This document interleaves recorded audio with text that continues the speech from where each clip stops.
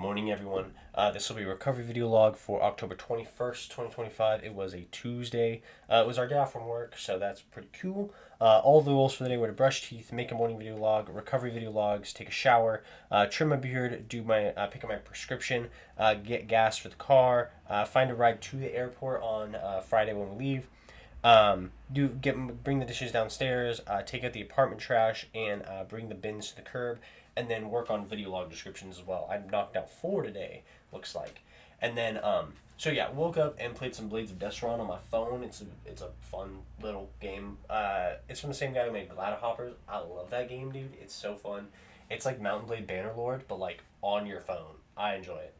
And then I talked with Ava for a bit before getting ready to shower. I trimmed my beard before I showered, and then once I got out, I made Ava some soup, and then took a video game break for the day, and then watched some more of that Bionicle Lore video that I've been binging, dude. Like, I'm trying to remember, I think I finished it by now, but like I think it was 9 hours long. I think I was only like 4 hours in, and it is literally just Tanaka Tuha of Tartok went and talked to Tunakana or two of Tuga. And it's like it's literally so many T names, and I'm just like, oh my god, bro, it's ridiculous.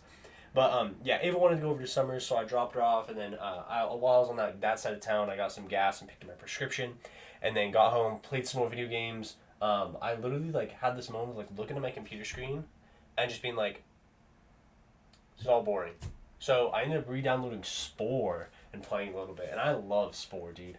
I think Spore was probably one of the first games I ever played that like really got me invested in evolution. Like, I still to this day, I think that if I had been born in the 50s, 40s, 50s, you know, like if I had been born in the 30s, whatever it is, I probably would have gone to college and been an evolutionary scientist. Like, it is just so deeply interesting to see evolution. And then I played a little bit. Ava called me way earlier than I expected, and wanted to be picked up. So I went and hung out there for dinner, and we watched some solo leveling. I love solo leveling. It was the ice elf part, I think. Yeah, it was, because the ice elf scene where he kills the human being and arises him and uses iron. I think that's pretty sick. After that, Ava and I got like some soda from McDonald's. We wanted large Cokes. And then I played Spore for a few more hours and finished the Bionicle Lore video. I binged that thing. And then after it finished, dude, I kind of had this moment of like, I just spent 9 hours watching Bionicle Lore. I'm going to do some work. So I worked on some video log descriptions, and it was like super late at night by this time. I did my trash loop, I call it. I took out the trash, took down the dishes, brought the bins to the curb, called it good. And then my mom was up, so I talked with her, and then her and Korey were like, McDonald's? So we went and got some like early morning McDonald's breakfast at like 4 in the morning. And then came home and I ate it like super quickly, and then I like passed out, and I was like, I'm so tired, dude. It was a solid day. It was a solid day. Let me find my pen here. I wanted to share a daily thought about explaining society to like tribes, or like civilization to tribes. So I had this thought earlier because in Spore there's cell stage, creature stage, tribal stage, civilization stage, space stage. Trying to explain, like, I imagine it like this. I always imagine like coming to America, like come from Europe to the Americas and meeting Native Americans. I don't know why my throat is so dry. If Europe had advanced enough to be like modern Europe, right? Like industrialized, like manufacturing, assembly lines, all these things, and they got to the point of like pseudo-consumerism, kind of like America is. If they'd gotten to that point, how in the world would you explain that to a Native American? Like, it's something I think about a lot, actually.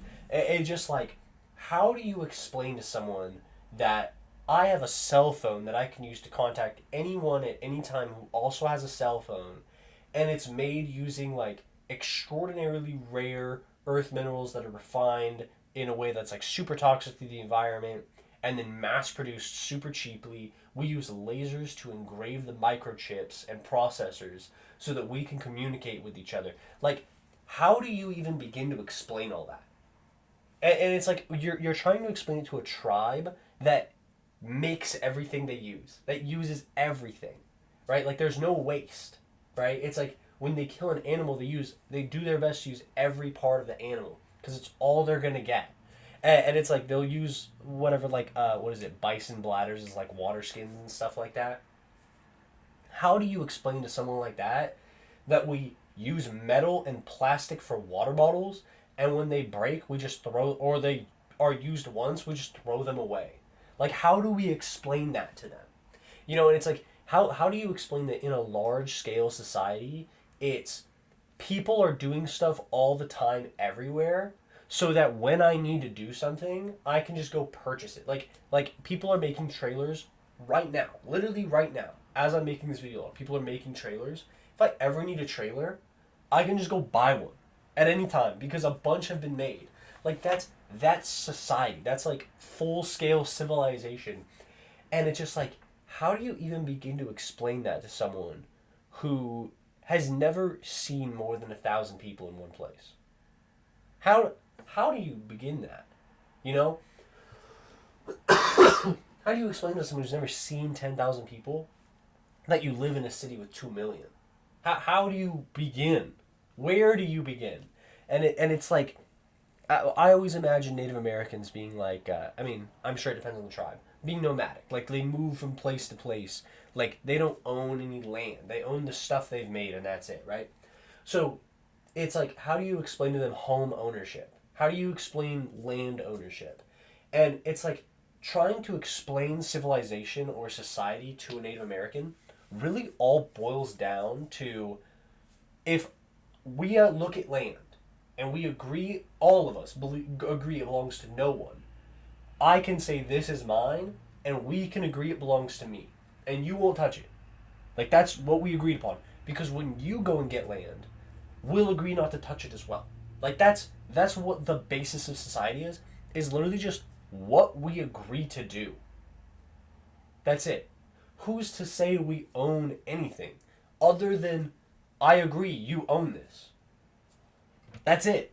There is no, like, stronger machination. There is no, like, bigger picture thing. It's literally just, I agree you own that land. You say you own that land. You have a piece of paper that says you own that land.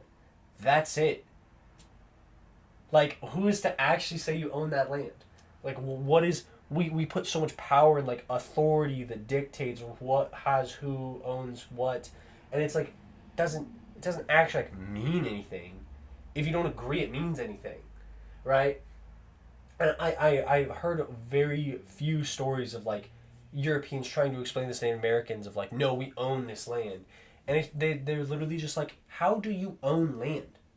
It will be there when you're gone. It's not yours. Like, it will go on without you. The land will still be there when you are not. What do you mean it's yours? That doesn't make any sense.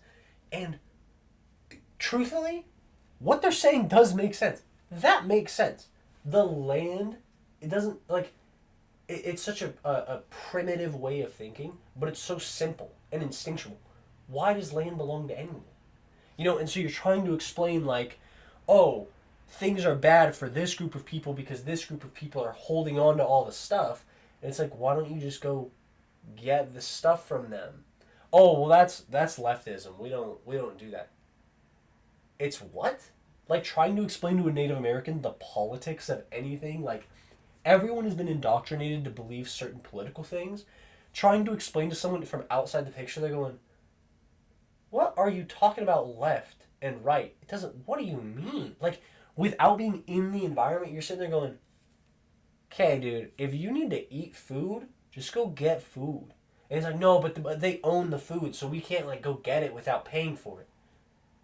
What? Like, they have so much food they could never eat it, though. And they go, well, yeah, but they're trying to, like, turn a profit off of food that you need to live. Like when you put it in those terms, it sounds so simplistic of just, like, the barriers that we put up in our society with each other are absolute hindrances to existing as human beings, but we do it because society or civilization, or it's like what we're taught and shown to do, right?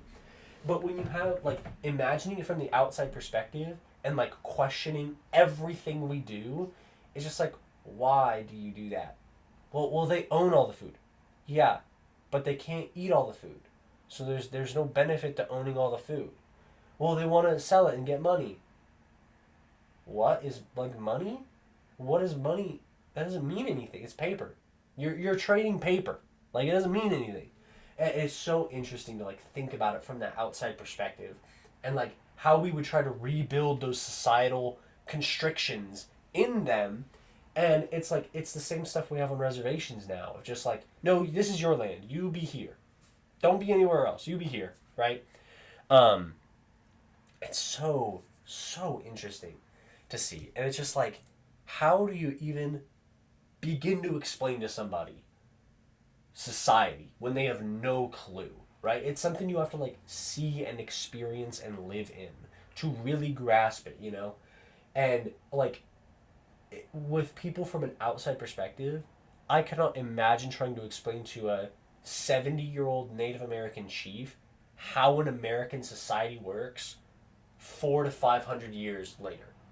Like, we've built it so fast. And trying to explain it all and just being like, yeah, this is it. Like, it would almost boil down to just are people happy that way? Not really. Then why are they doing it? Like, that's how I always imagine the conversation ending. Of just like, are people happy like that? Well, no. Like, depression is way up, suicide rates are way up, anxiety is way up, assuming he knows what all those are. And he's just going to go, why are you living that way? But it's just this societal constriction that we all kind of just agree to go along with because we believe it's what's best when we don't know anything else. So, yeah, it's really interesting. And I just wanted to talk about that. So, yeah, I hope you all had a wonderful, wonderful Tuesday, and I will see you guys all tomorrow. Peace.